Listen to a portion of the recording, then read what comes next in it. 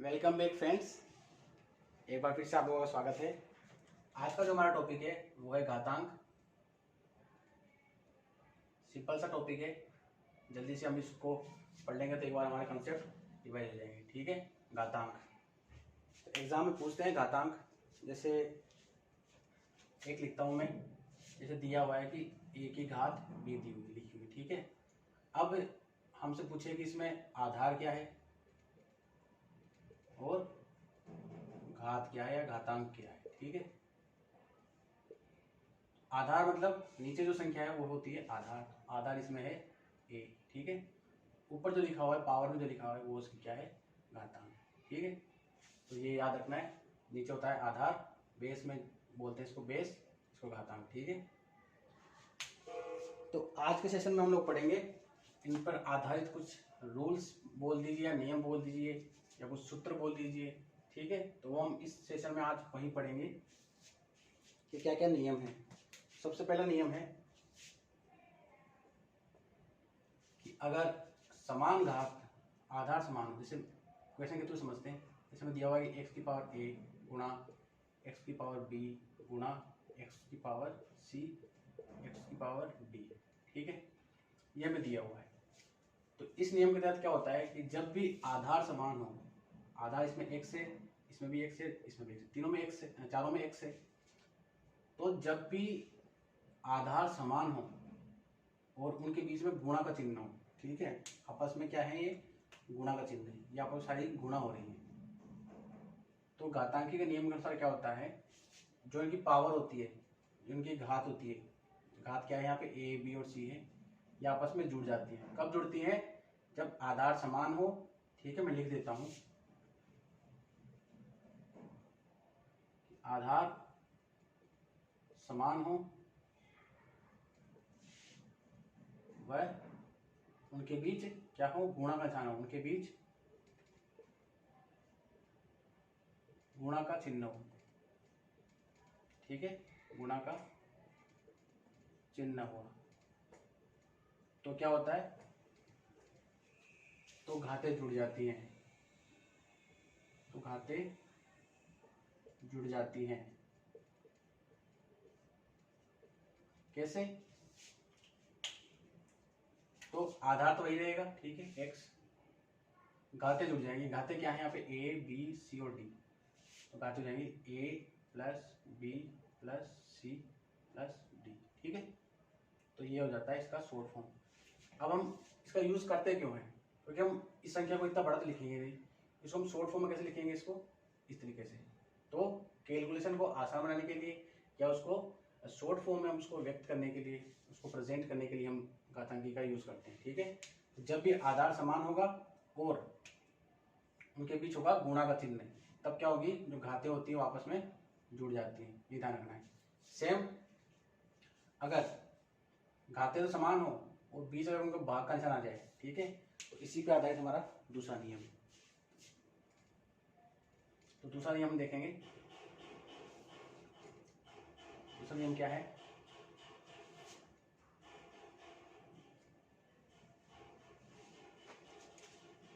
दूसरा नियम ये है, ऐसे मान लीजिए हमें दिया हुआ है x की पावर a बटा x की पावर b, या तो x से लिखा हो या भाग का निशान है, या फिर हम ऐसे लिख दूं कि x की घात a है भाग x की घात b है, दोनों एक ही बात है। ठीक है, तो जब आधार समान हो, ठीक है, आधार क्या होना चाहिए, समान होना चाहिए। ये नियम तभी लगेगा जब आधार समान हो, आधार समान हो और उनके बीच भाग का हो।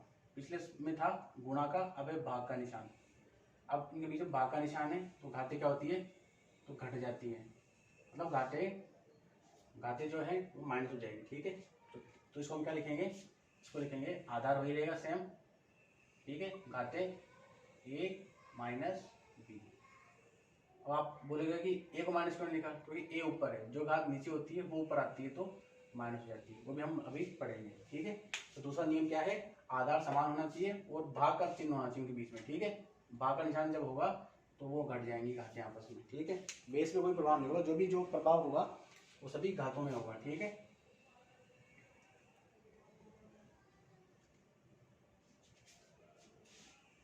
अब तीसरा नियम है इसमें लिखूँ एक्स की पावर ए, इसकी पावर में बी लिखूँ, ठीक है। एक में लिखूँ एक्स की पावर ए की पावर बी, ठीक है। मैंने ये लिखा है। इसका मतलब ये होता है जब भी ब्रैकेट लग रहा है बीच में एक्स की पावर ए है और बी है, तो इसको हम लिखेंगे हमेशा एक्स ए इंटू बी, ठीक है। बाकी पावर सोल्व होती है ऐसे। तो यहाँ देखिए जब भी ब्रैकेट लगा हो और बी आ रहा है यहाँ पे, ठीक है, तो क्या होगा, तो लगेगी जो बातें होती है आपस में गुणा हो जाती है, ठीक है। एक्स की पावर ए, एग्जाम्पल ले लीजिए, जैसे लिखा हुआ है 2 की पावर 3 फिर 4 लिखा हुआ है, ठीक है। इसको हम लोग क्या लिखेंगे, इसको हम लिख सकते हैं 2 की पावर 3 इंटू 4, ये समझ सकते हैं 2 की पावर 12, ठीक है। फिर दूसरा होता है एक्स की पावर ए की पावर बी। जब इस तरह से लिखा हुआ हो तो क्या करते हैं, तो इसका मतलब ये हुआ, सोल्व करते हैं, पावर ऊपर से सोल्व करते हुए आते हैं हम, तो इसको हम लिखेंगे एक्स और ए की पावर बी। इसका मतलब ये हो गया, पहले चलो सवाल से बता देता हूँ आपको। एग्जाम्पल हमने लिया, इसे 2 की पावर 3 की पावर 4 ये लिखा हुआ है। अब इसको हम क्या लिखेंगे, सोल्व करेंगे हम, ऊपर से नीचे आएंगे, 2 3 की पावर 4 कितना होता है, 3 की पावर 3, 3 की पावर को 3 3 3 4 गुणा करेंगे, 3 की पावर 3 को 4 बार लिखना है, तो 3 3 9, 3 और 3 3 9, नंबर में 81, ठीक है। इसका मतलब हो गया 2 की पावर 81, ठीक है। वही हम देखें कि अभी हम लिखा था 2 की पावर 3 ब्रैकेट लगा 4 लिखा था, तब 2 की पावर 12 आंसर आया था। जबकि हम लिख रहे हैं 2 की पावर 3 की पावर 4 लिख रहे हैं, तो 2 की पावर 81 आ रहा है। तो यहाँ पे हमें मिस्टेक नहीं करना है, ठीक है। जब ब्रैकेट बीच में आ जाता है तो हम क्या लिखना है, तो आपस में गुणा करनी है घातों को, और जब ब्रैकेट नहीं हो सीधा ऐसे ही हो तो हमें ऊपर से सोल्व करते हुए आना है, ठीक है। तो यहाँ पढ़ेंगे,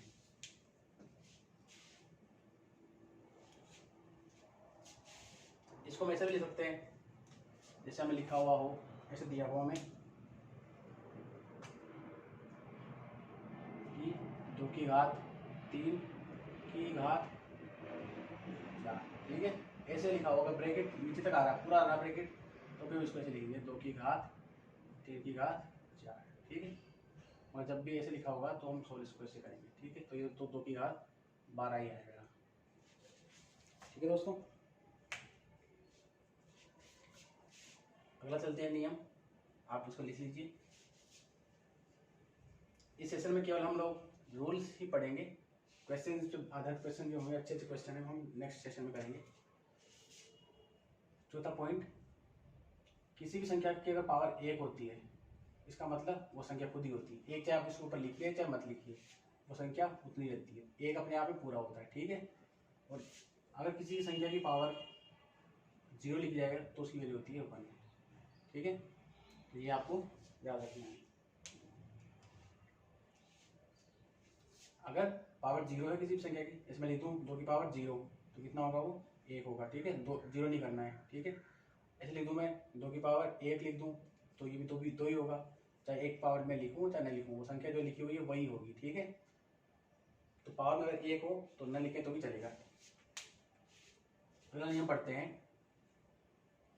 5वां नियम। जैसे मुझे लिखा हुआ है कि x प्लस ए लिखा हुआ है, तो जब भी हम इसको बटा में लेके जाते हैं या बटा से ऊपर लेके आते हैं, अंश या हर में लेके जाते हैं, तो क्या होती है, घात जो होती है उनका चिन्ह चेंज हो जाता है। जैसे मैं इसको x की पावर a लिखा हुआ है, तो इसको मैं अगर ऐसे लिखूँ 1/x की पावर a, तो ये तो सेम तो होगा नहीं, क्योंकि अब पावर ऊपर से नीचे आई है, हर से अंश में आई है, तो चिन्ह चेंज हो जाता है। और हमें याद होना, चिन्ह हमेशा किसका चेंज होता है, हमेशा पावर का चेंज होता है, कभी भी आधार का चिन्ह चेंज नहीं होता है।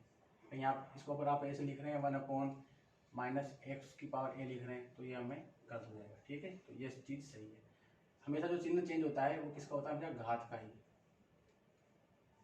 घात का चिन्ह चेंज होता है हमेशा, ठीक है। आधार का नहीं करना है।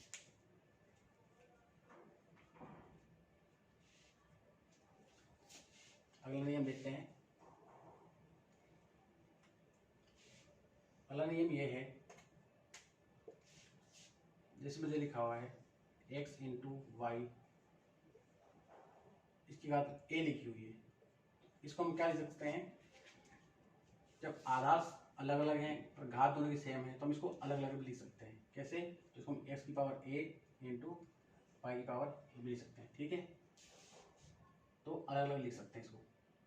जैसे ऐसे दिया हुआ है 2 इंटू 3, इसकी पावर दी हुई है 4। इसको अगर हमें लिखना होगा तो क्या लिखेंगे हम इसको, तो दोनों को अलग अलग कर देंगे और दोनों की पावर लगा देंगे। 2 की पावर 4 गुणा 3 की पावर 4, तो ये हो जाएगा हमारा अगला नियम। ठीक है, और इसी को मैं लिख दूँ, जैसे बटा में लिखा हुआ है कि x बटे वाई लिखा हुआ है, इसकी बात अगर a लिखा हुआ है इसको क्या लिखेंगे, तो हम करना कुछ नहीं, जो जहाँ लिखा हो उसको वहीं लिखा रहने दो, बेस में पावर जो होती है पावर उनके अलग कर दो। तो x की पावर a लिख देंगे और इसको y की पावर a लिख देंगे। ठीक है, x की पावर a, y की पावर a। ठीक है, और इससे पहले हमने नियम पढ़ा था एक और, कि अगर जब भी हम ऊपर से नीचे लेके जाएं, अंश से हर में ले जाएं या हर से अंश में लेके जाएं, तो क्या करते हैं, घात जो होती है उनका चिन्ह चेंज हो जाता है। तो इसको मैं ऐसे लिख सकता हूँ, x की पावर a, मान लो मैं इस y को ऊपर लेके जा रहा हूँ, तो y की घात क्या हो जाएगी, माइनस a हो जाएगी। माइनस a क्यों हुई है, क्योंकि घात अंश से हर में जाए या हर से अंश में जाए तो चिन्ह चेंज होता है। ठीक है, इसको ऐसे लिख सकता हूँ। या फिर मैं ऐसा करूँ, नहीं मैं x की पावर a को तो ऊपर नहीं रखूँगा, मैं नीचे रखूँगा। ठीक है, तो कोई बात नहीं, तो y की पावर a तो नीचे था ही।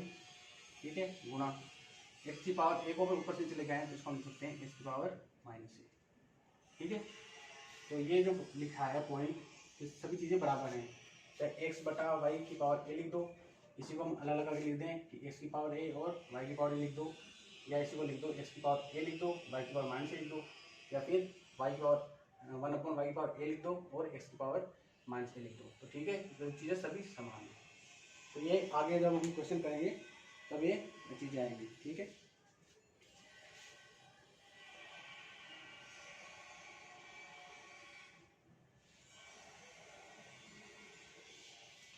अब जैसे लिखा हुआ है एक और नियम देख लीजिए। जैसे x की पावर a लिखा हुआ है बराबर p लिखा हुआ है मान लो। ठीक है, x की पावर में p दिया हुआ है और हमसे पूछे कि x की वैल्यू कितनी होगी, तो x क्या होता है, x बराबर क्या हो जाएगा, जो भी नाम लिखा हुआ है वो तो वैसे ही लिखा जाएगा, और इसकी जो पावर होती है जब ये दे जाती है तो 1 बटे में आ जाती है। ठीक है, जैसे इसमें मान लो एग्जाम्पल लिखूँ, जैसे यहाँ लिखा हुआ है x की पावर 2 लिखा हुआ है बराबर मुझे दिया हुआ है 5। ठीक है, तो क्या करूँगा, अगर मुझे x का मान निकालना है तो मैं क्या करूँगा, 5 के ऊपर क्या करूँगा, 5 की घात 1/2 हो जाएगी।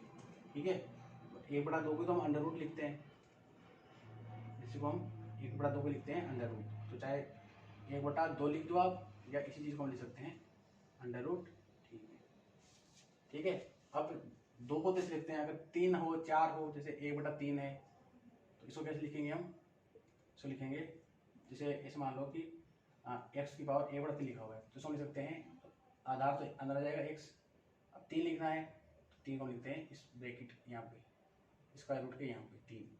ठीक है, ये 3 ये अलग है, और अगर आप ऐसे लिखोगे x और 3 ये अलग है, ये तो क्या हो गया, ये तो 3 इंटू में ये हो गया, जबकि ये होता है कि इस x की पावर 1/3 है, तो इसको हम लिख सकते हैं x की पावर 1/3। ठीक है, ये अलग है, इसका मतलब हो गया इसका मतलब हो गया 3 इंटू अंडर रूट 1 हो गया। ठीक है, तो ये चीज़ आप समझ गए होंगे।